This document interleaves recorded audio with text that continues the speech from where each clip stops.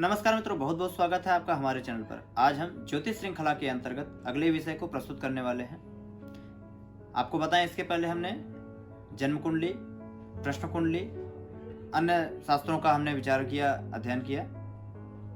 अब अगला क्रम आता है न्यूमरोलॉजी, अंक ज्योतिष का। अंक ज्योतिष में एक ऐसा महत्वपूर्ण विषय है जिसके माध्यम से हम एक उचित समय का, उचित क्रम का निर्धारण करते हैं। अंक ज्योतिष, जैसा कि नाम से ही आपको ज्ञात हो रहा होगा, जिसमें संख्याओं का पूरा खेल हो, संख्याओं के माध्यम से पूरी व्यवस्था को समझा जा सके, जाना जा सके। हम अनेकानेक प्रकार के क्रम करते हैं।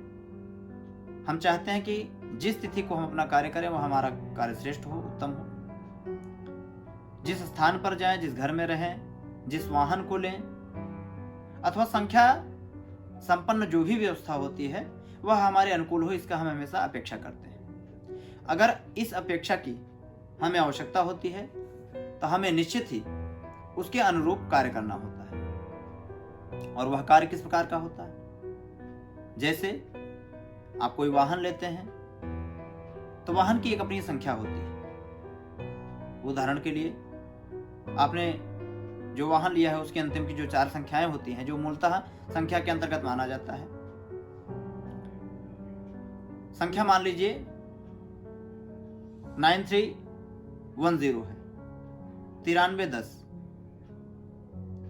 तो इसकी पूर्णांक संख्या जो होती है, योगांक संख्या जो होती है, उसमें आपको इन चारों को आपस में जोड़ना होता है। जैसे 9310, जब इसको आप पूरा जोड़ते हैं तो आपको संख्या 9 में 3 को ऐड करते हैं, 12 होता है, और 1 उसमें और ऐड करते हैं तो 13 हो जाता है। शून्य की कोई संख्या नहीं होती है, इसलिए पूरी संख्या आपको 13 प्राप्त हुई। अब 13 संख्या को भी पुनः योगांक के अंतर्गत ले जाते हैं तो आपको प्राप्त होता है 4। अब वह 4 संख्या आपकी योगांक संख्या होती है। उस योगांक के माध्यम से क्या वह आपके जन्म तिथि अथवा आपके नाम के अनुरूप है अथवा नहीं है, इसका विचार करना अति विशेष कारक होता है। क्या वह आपके अनुकूल है? ठीक इसी प्रकार से हम कोई वाहन अथवा कोई मकान लेते हैं तो मकान में भी उसकी संख्या होती है। क्या वह संख्या हमारे अनुरूप है, नहीं है, इसका जो विचार किया जाता है वह अंक ज्योतिष के माध्यम से विचार किया जाता है।